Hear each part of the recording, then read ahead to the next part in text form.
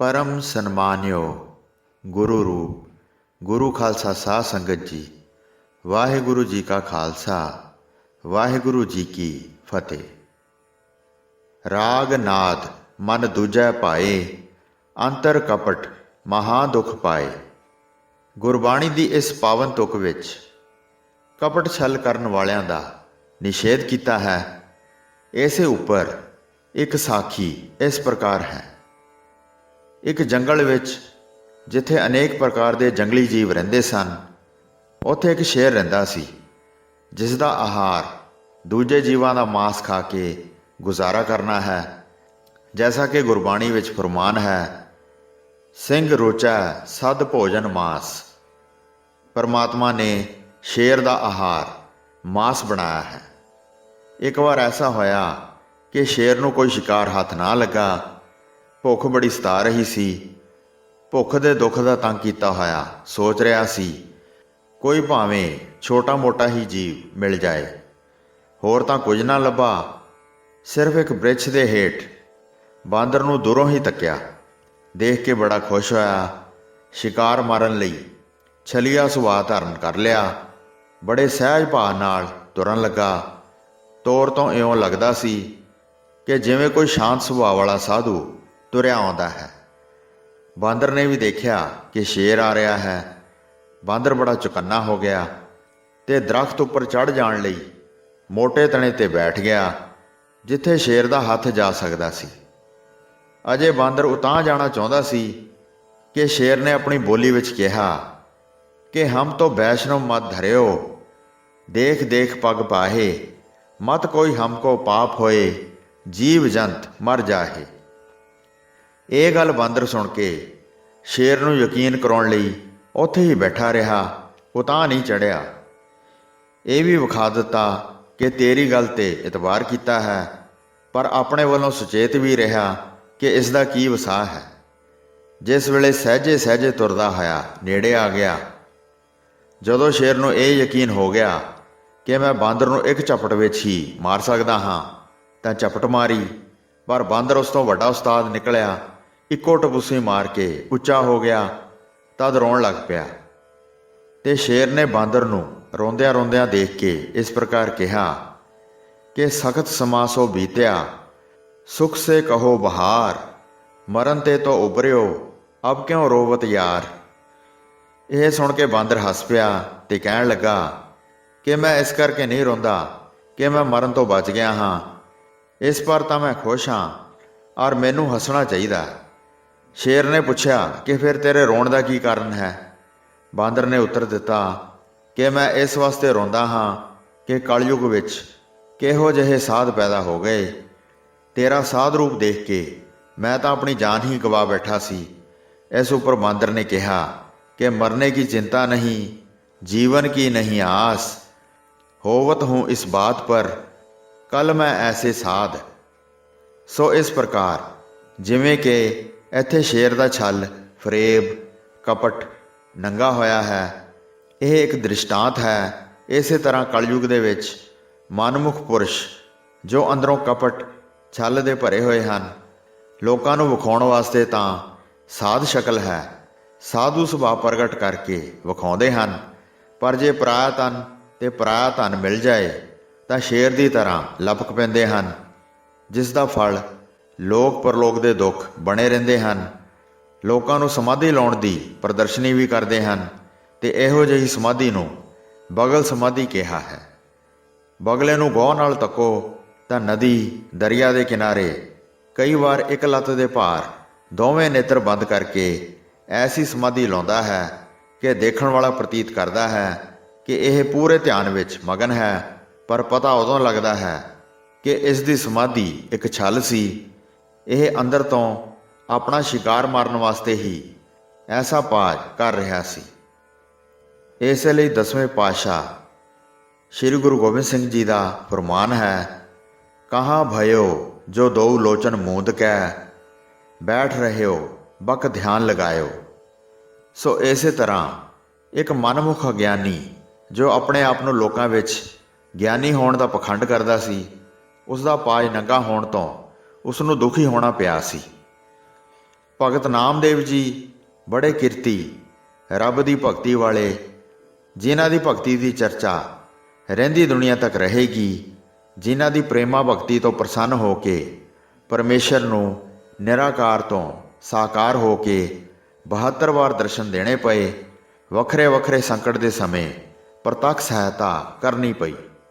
ਕਈ ਵਾਰੀ ਗੁਪਤ ਰੂਪ ਹੋ ਕੇ ਵੀ ਭਗਤ ਜੀ ਦੀ ਰੱਖਿਆ ਕੀਤੀ। ਭਗਤ ਨਾਮਦੇਵ ਜੀ ਜਿਸ ਨਦੀ ਦੇ ਕਿਨਾਰੇ ਹਰ ਰੋਜ਼ ਕੱਪੜੇ ਧੋਇਆ ਕਰਦੇ ਸਨ, ਉਸੇ ਥਾਂ ਤੇ ਇੱਕ ਪਖੰਡੀ, ਜਿਸ ਦਾ ਲਿਬਾਸ ਸਾਧੂਆਂ ਵਾਲਾ ਸੀ, ਸਮਾਧੀ ਲਗਾ ਕੇ ਬੈਠਦਾ ਸੀ।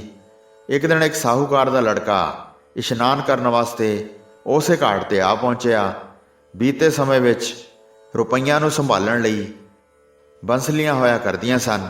ਰੁਪਈਆਂ ਦੀ ਬੰਸਲੀ ਤੇ ਗਲ ਵਾਲਾ ਸੋਨੇ ਦਾ ਹਾਰ ਲਾ ਕੇ ਕੱਪੜਿਆਂ ਵਿੱਚ ਰੱਖ ਦਿੱਤਾ ਤੇ ਇਸ਼ਨਾਨ ਕਰਨ ਲੱਗ ਗਿਆ। ਉਸ ਪਖੰਡੀ ਸਾਧੂ ਨੇ ਮੌਕੇ ਦਾ ਲਾਭ ਉਠਾਉਂਦਿਆਂ ਸੋਨੇ ਦਾ ਹਾਰ ਤੇ ਰੁਪਈਆਂ ਦੀ ਬੰਸਲੀ ਚੁੱਕ ਕੇ ਆਪਣੇ ਆਸਨ ਹੇਠ ਰੱਖ ਲਈ ਤੇ ਆਸਨ ਦੇ ਬਸਤਰ ਨਾਲ ਢੱਕ ਕੇ ਅੱਗੇ ਨਾਲੋਂ ਗੂੜੀ ਸਮਾਧੀ ਵਿੱਚ ਸਥਿਤ ਹੋ ਗਿਆ। ਭਗਤ ਨਾਮਦੇਵ ਜੀ ਪ੍ਰੇਮਾ ਭਗਤੀ ਵਿੱਚ ਮਸਤ ਹੋ ਕੇ ਹੱਥਾਂ ਪੈਰਾਂ ਨਾਲ ਕੰਮ ਕਰੀ ਜਾ ਰਹੇ ਸਨ। ਧਿਆਨ ਪਰਮੇਸ਼ਰ ਦੇ ਨਾਮ ਵਿੱਚ ਇੰਨਾ ਜੁੜਿਆ ਹੋਇਆ ਸੀ ਕਿ ਨਾ ਤਾਂ ਉਹਨਾਂ ਨੂੰ ਉਸ ਪਖੰਡੀ ਸਾਧੂ ਦਾ ਪਤਾ ਸੀ ਕਿ ਇੱਥੇ ਕੋਈ ਸਮਾਧੀ ਲਈ ਬੈਠਾ ਹੈ, ਤੇ ਨਾ ਹੀ ਨਹਾਉਣ ਵਾਲੇ ਸ਼ਾਹੂਕਾਰ ਦੇ ਪੁੱਤਰ ਦਾ। ਜਿਸ ਵੇਲੇ ਸ਼ਾਹੂਕਾਰ ਦਾ ਲੜਕਾ ਇਸ਼ਨਾਨ ਕਰਕੇ ਕੱਪੜਿਆਂ ਕੋਲ ਪਹੁੰਚਿਆ, ਬੜਾ ਹੈਰਾਨ ਹੋਇਆ ਕਿ ਨਾ ਤਾਂ ਸੋਨੇ ਦਾ ਹਾਰ ਤੇ ਨਾ ਹੀ ਰੁਪਈਆਂ ਦੀ ਬੰਸਲੀ ਨਜ਼ਰ ਆਈ। ਆਲਾ ਦੁਆਲਾ ਦੇਖਿਆ ਕਿ ਨੇੜੇ ਹੋਰ ਕੋਈ ਨਹੀਂ, ਸਿਰਫ 2 ਵਿਅਕਤੀ ਨੇੜੇ ਹਨ। ਇੱਕ ਸਾਧੂ ਜੋ ਸਮਾਧੀ ਸਥਿਤ ਹੈ ਤੇ ਦੂਜਾ ਕੱਪੜੇ ਧੋਣ ਵਾਲਾ ਗਰੀਬ ਛੀਂਬਾ ਭਗਤ ਨਾਮਦੇਵ ਜੀ। ਸਾਹੂਕਾਰ ਦੇ ਲੜਕੇ ਨੇ ਸੋਚਿਆ ਕਿ ਮੇਰੀ ਚੋਰੀ ਇਹਨਾਂ ਦੋਹਾਂ ਤੋਂ ਬਿਨਾਂ ਤੀਸਰੇ ਕਿਸੇ ਹੋਰ ਪੁਰਸ਼ ਨੇ ਨਹੀਂ ਕੀਤੀ। ਹੁਣ ਸੋਚਣ ਵਾਲੀ ਗੱਲ ਇਹ ਹੈ ਕਿ ਇਹਨਾਂ ਦੋਨਾਂ ਵਿੱਚ ਚੋਰ ਕੌਣ ਹੈ। ਸੋਚਿਆ ਕਿ ਇਹ ਤਾਂ ਮਹਾਤਮਾ ਹਨ, ਜਿਨ੍ਹਾਂ ਨੇ ਪਹਿਲਾਂ ਹੀ ਆਪਣਾ ਘਰ-ਬਾਰ, ਪਦਾਰਥ, ਮਾਇਆ ਸਭ ਕੁਝ ਤਿਆਗਿਆ ਹੋਇਆ ਹੈ ਔਰ ਕਿਤਨੀ ਦੇਰ ਦੇ ਧਿਆਨ ਸਾਧਨਾ ਵਿੱਚ ਜੁੜੇ ਹੋਏ ਹਨ। ਇਹਨਾਂ ਤੇ ਸ਼ੱਕ ਕਰਨਾ ਤਾਂ ਬਹੁਤ ਵੱਡਾ ਪਾਪ ਹੋਵੇਗਾ। ਚੋਰੀ ਕੀਤੀ ਹੈ ਤਾਂ ਕੇਵਲ ਕੱਪੜੇ ਧੋਣ ਵਾਲੇ, ਆਪਣੇ ਆਪ ਨੂੰ ਭਗਤ ਕਹਾਉਣ ਵਾਲੇ ਇਸ ਨਾਮਦੇਵ ਨੇ ਕੀਤੀ ਹੈ, ਕਿਉਂਕਿ ਇਹ ਗ੍ਰਸਤੀ ਵੀ ਹੈ ਔਰ ਇਸ ਦੇ ਘਰ ਵਿੱਚ ਗਰੀਬੀ ਵੀ ਹੈ। ਇਹ ਸੋਚ ਕੇ ਨਾਮਦੇਵ ਜੀ ਨੂੰ ਜਾ ਕੇ ਗਲ ਤੋਂ ਫੜ ਲਿਆ। ਗੁੱਸੇ ਵਿੱਚ ਆ ਕੇ ਕਹਿਣ ਲੱਗਾ ਕਿ ਜੇ ਤੂੰ ਆਪਣਾ ਭਲਾ ਚਾਹੁੰਦਾ ਹੈ ਤਾਂ ਮੇਰੀਆਂ ਚੁੱਕੀਆਂ ਵਸਤੂਆਂ ਮੇਰੇ ਹਵਾਲੇ ਕਰ ਦੇ, ਨਹੀਂ ਤਾਂ ਤੇਰਾ ਮਾਰ-ਮਾਰ ਕੇ ਬੁਰਾ ਹਾਲ ਕਰ ਦਿਆਂਗਾ। ਭਗਤ ਨਾਮਦੇਵ ਜੀ ਨੇ ਕਿਹਾ ਕਿ ਭਾਈ ਪੁਰਸ਼ਾ, ਮੈਂ ਤਾਂ ਜ਼ਿੰਦਗੀ 'ਚ ਕਦੇ ਕੋਈ ਕਿਸੇ ਦੀ ਕੱਖ ਜਿੰਨੀ ਵਸਤੂ ਵੀ ਚੋਰੀ ਨਹੀਂ ਕੀਤੀ। ਮੈਂ ਤੇ ਕਿਰਤ ਵਿੱਚ ਵਿਸ਼ਵਾਸ ਰੱਖਣ ਵਾਲਾ ਪੁਰਸ਼ ਹਾਂ। ਕਿਸੇ ਦਾ ਧਨ ਖਾਣ ਵਾਲਿਆਂ ਦਾ ਤਾਂ ਮੈਂ ਖੁਦ ਹੀ ਵਿਰੋਧ ਕਰਦਾ ਹਾਂ। ਜੇ ਮੈਂ ਹੀ ਹਰਾਮ ਦਾ ਧਨ ਖਾਵਾਂ ਤਾਂ ਮੇਰੇ ਸੰਗੀਆਂ ਤੇ ਮੇਰੇ ਕਹਿਣ ਦਾ ਕੀ ਅਸਰ ਹੋਵੇਗਾ। ਭਗਤ ਨਾਮਦੇਵ ਜੀ ਨੇ ਸੱਚ ਕਿਹਾ, ਪਰ ਉਸ ਨੌਜਵਾਨ ਨੂੰ ਵਿਸ਼ਵਾਸ ਨਾ ਆਇਆ। ਰੌਲਾ ਪਾਉਣ ਤੋਂ, ਝਗੜਾ ਸੁਣ ਕੇ ਜਿਹੜੇ ਲੋਕੀ ਆਲੇ ਦੁਆਲੇ ਨਦੀ 'ਤੇ ਇਸ਼ਨਾਨ ਕਰ ਰਹੇ ਸਨ ਜਾਂ ਘੁੰਮ ਰਹੇ ਸਨ, ਲੋਕਾਂ ਦੀ ਭੀੜ ਇਕੱਠੀ ਹੋ ਗਈ। ਸਿਆਣੇ ਪੁਰਸ਼ਾਂ ਨੇ ਝਗੜਾ ਨਿਬੇੜਨਾ ਚਾਹਿਆ। ਕਈਆਂ ਨੇ ਉਸ ਲੜਕੇ ਨੂੰ ਸਮਝਾਇਆ ਕਿ ਮਾਰ ਕੁਟਾਈ ਨਾਲੋਂ ਝਗੜਾ ਜ਼ੁਬਾਨ ਨਾਲ ਹੀ ਨਿਬੜਨਾ ਠੀਕ ਹੈ। ਕਈਆਂ ਨੇ ਭਗਤ ਨਾਮਦੇਵ ਜੀ ਨੂੰ ਸਮਝਾਇਆ ਕਿ ਜੇ ਤੂੰ ਐਸਾ ਕਰ ਹੀ ਲਿਆ, ਤੂੰ ਵਾਪਸ ਕਰ ਦੇ। ਭਗਤ ਨਾਮਦੇਵ ਜੀ ਕਿੱਥੋਂ ਵਾਪਸ ਕਰਨ, ਜਦੋਂ ਕੋਲ ਹੀ ਨਹੀਂ। ਗੱਲ ਕੋਈ ਨਾ ਮੁੱਕੀ ਤੇ ਲੋਕੀ ਹੋਰ ਇਕੱਠੇ ਹੋ ਗਏ। ਪਰਮੇਸ਼ਰ ਨੇ ਐਸੀ ਨਾਮਦੇਵ ਜੀ ਦੀ ਮਦਦ ਕੀਤੀ। ਬੜੀ ਤੇਜ਼ ਰਫ਼ਤਾਰ ਦੀ ਹਵਾ ਚੱਲ ਪਈ, ਜਿਸ ਹਵਾ ਨਾਲ ਪਖੰਡੀ ਸਾਧੂ ਦਾ ਆਸਨ ਇਕੱਠਾ ਹੋ ਗਿਆ ਤੇ ਸੋਨੇ ਦਾ ਹਾਰ ਲੜਕੇ ਦੇ ਨਜ਼ਰ ਪੈ ਗਿਆ ਤੇ ਹੋਰ ਲੋਕਾਂ ਨੇ ਵੀ ਵੇਖ ਲਿਆ। ਫਿਰ ਉਸ ਲੜਕੇ ਨੇ ਸਾਧੂ ਦੇ ਗਲ ਵਿੱਚ ਪਰਨਾ ਪਾ ਕੇ ਚੰਗਾ ਘੜੀਸਿਆ। ਉਸ ਸਾਧੂ ਦੀ ਬਹੁਤ ਬੇਇੱਜ਼ਤੀ ਹੋਈ, ਚੰਗੀ ਕੁੱਟ ਮੁਰੰਮਤ ਹੋਈ ਔਰ ਉਸ ਸ਼ਾਹੂਕਾਰ ਨੌਜਵਾਨ ਬੱਚੇ ਨੇ ਭਗਤ ਨਾਮਦੇਵ ਜੀ ਦੇ ਪੈਰਾਂ 'ਤੇ ਸਿਰ ਰੱਖ ਕੇ ਮਾफ़ੀ ਮੰਗੀ ਕਿ ਭਗਤ ਜੀ, ਮੈਨੂੰ ਮਾफ़ ਕਰ ਦਿਓ। ਮੈਂ ਤੁਹਾਡੀ ਬੇਅਦਬੀ ਕੀਤੀ ਹੈ, ਪਰ ਮੈਂ ਅਗਿਆਨ ਦੇ ਵਸ ਸਾਧੂ ਨੂੰ ਚੋਰ ਤੇ ਚੋਰ ਨੂੰ ਸਾਧੂ ਸਮਝ ਬੈਠਾ। ਇਸ ਪਾਪ ਤੋਂ ਕਿਵੇਂ ਛੁਟਕਾਰਾ ਪਾਵਾਂਗਾ।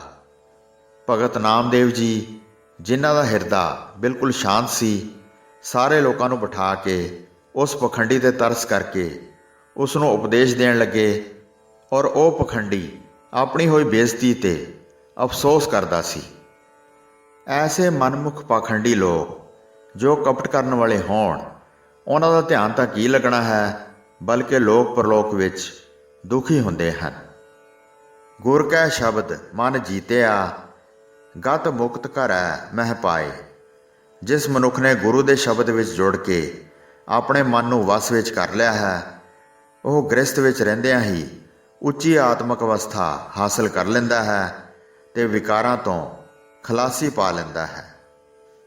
ਬਹੁ ਭੇਖ ਕਰ ਪਰਮਾਈਐ, ਮਨ ਹਿਰਦੈ ਕਪਟ ਕਮਾਏ। ਬਹੁਤੇ ਧਾਰਮਿਕ ਪਹਿਰਾਵੇ ਪਹਿਨ ਕੇ ਦੂਜਿਆਂ ਨੂੰ ਠੱਗਣ ਲਈ ਆਪਣੇ ਮਨ ਵਿੱਚ, ਹਿਰਦੇ ਵਿੱਚ ਖੋਟ ਕਮਾ ਕੇ ਆਪ ਹੀ ਭਟਕਣਾ ਵਿੱਚ ਪੈ ਜਾਈਦਾ ਹੈ। ਹੋਈਆਂ ਭੁੱਲਾਂ ਚੁੱਕਾਂ ਦੀ ਖਿਮਾ ਬਖਸ਼ਣੀ ਜੀ। ਵਾਹਿਗੁਰੂ ਜੀ ਕਾ ਖਾਲਸਾ, ਵਾਹਿਗੁਰੂ ਜੀ ਕੀ ਫਤਿਹ।